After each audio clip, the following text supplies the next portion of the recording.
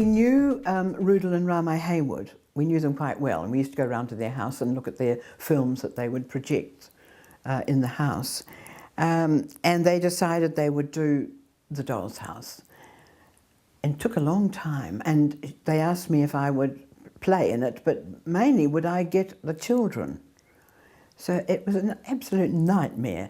It was, I think it was one holidays, probably the May holidays, and you'd ring up all the parents of these children. Could they be ready tomorrow with their lunch, because there's no such thing then as catering for film, with a lunch, and then it would rain.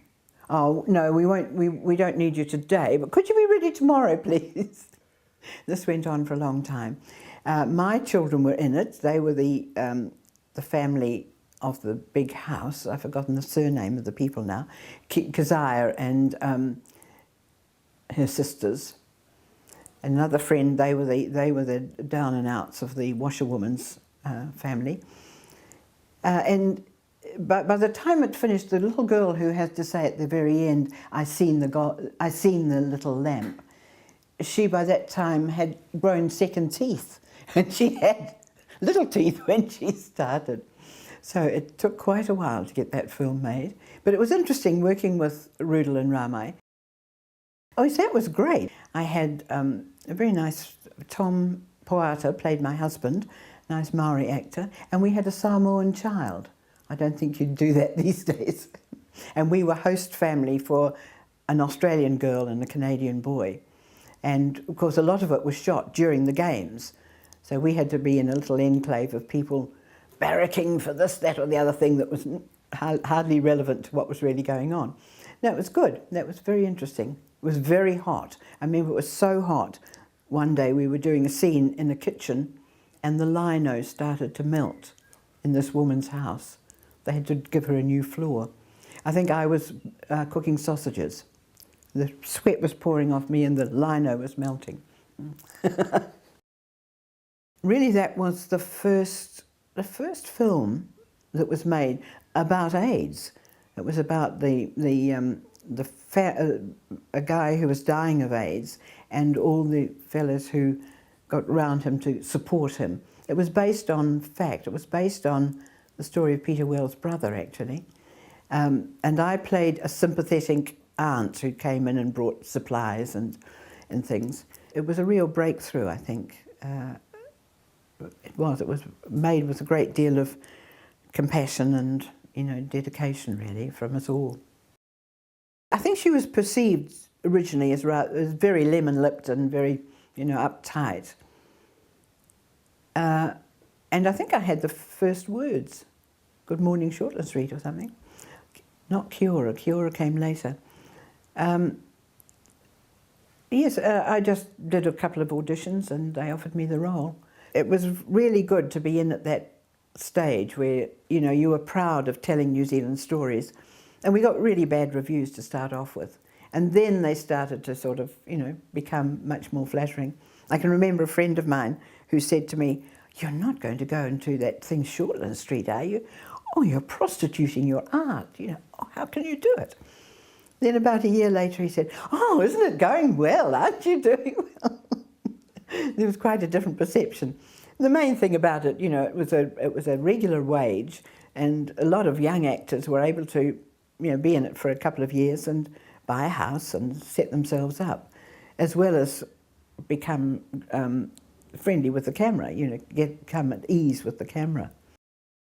I had to get the sperm off the ball.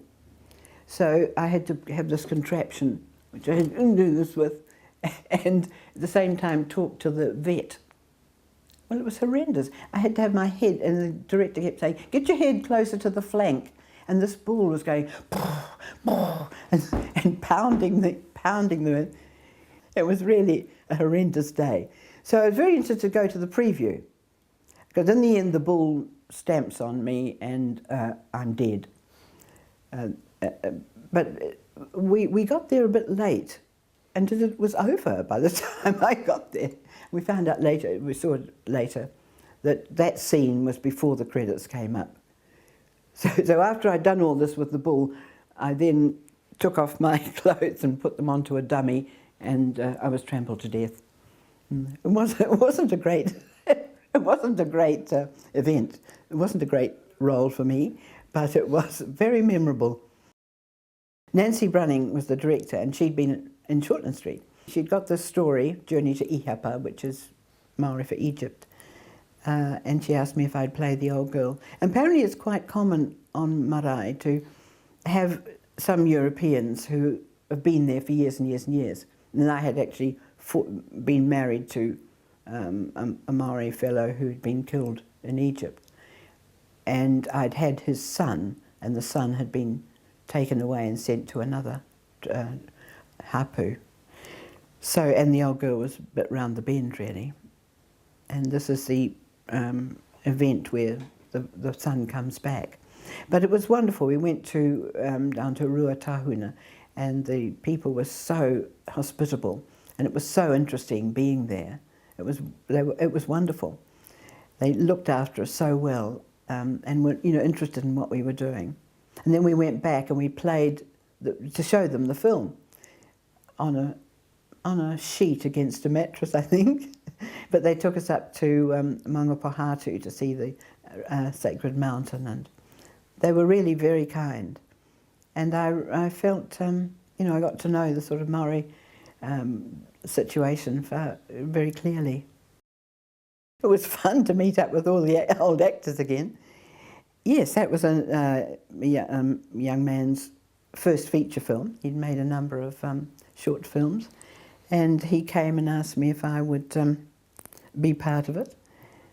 Yes, and we played it in Remuera Gardens, which was an old people's home. They were very welcoming to us at first. I think they got very fed up with us in the end. Seemed such a good idea. It was quite fun. It was fun. Yeah, it was good playing with John Bache and Ilona and Irene Wood and Tony Barry. He played the lead, and I hadn't worked with him before. I'd worked with John Bache in the Games Affair way back in 1974. So that was nice to catch up.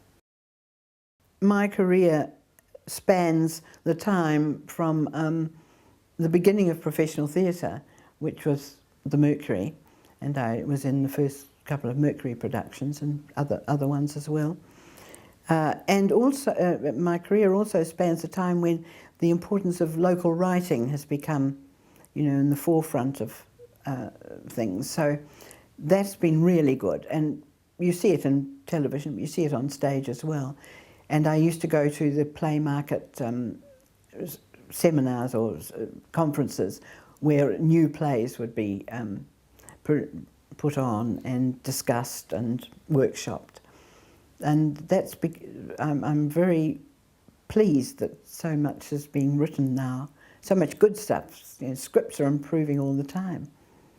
And so there's work for writers, lots of work for writers. That's great.